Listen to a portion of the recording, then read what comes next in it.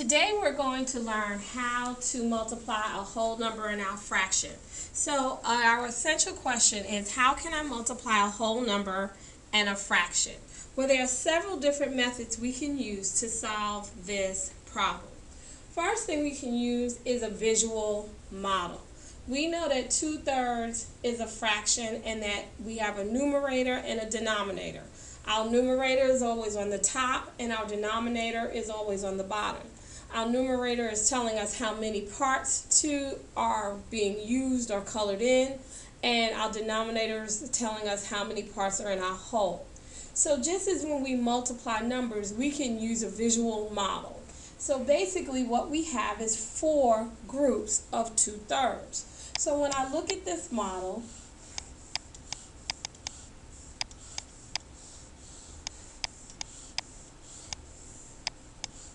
I have 4 groups, and in each 4 groups, I'm coloring 2 of the 3.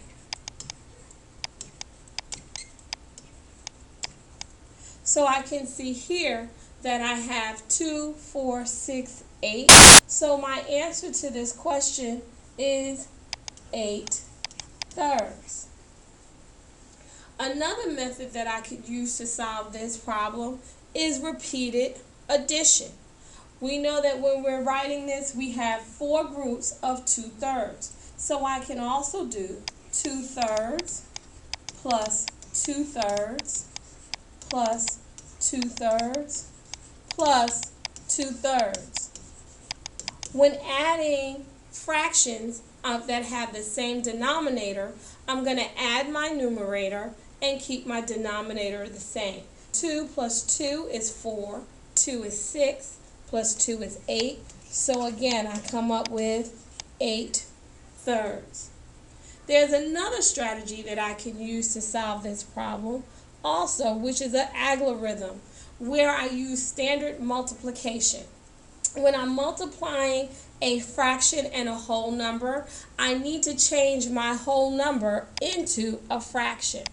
So when I look at this problem, I have 4 times 2/3. I need to change my whole number into a fraction.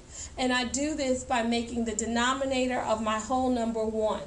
When I change this whole number into a fraction, by putting the denominator as 1, I do not change the value of the number. Then I'm going to multiply it by my fraction. When I multiply fractions, I multiply the denominators and then the numerator. So I have 1 times 3 is 3, 4 times 2 is 8. So we have 3 different strategies that we can use to multiply a whole number and a fraction.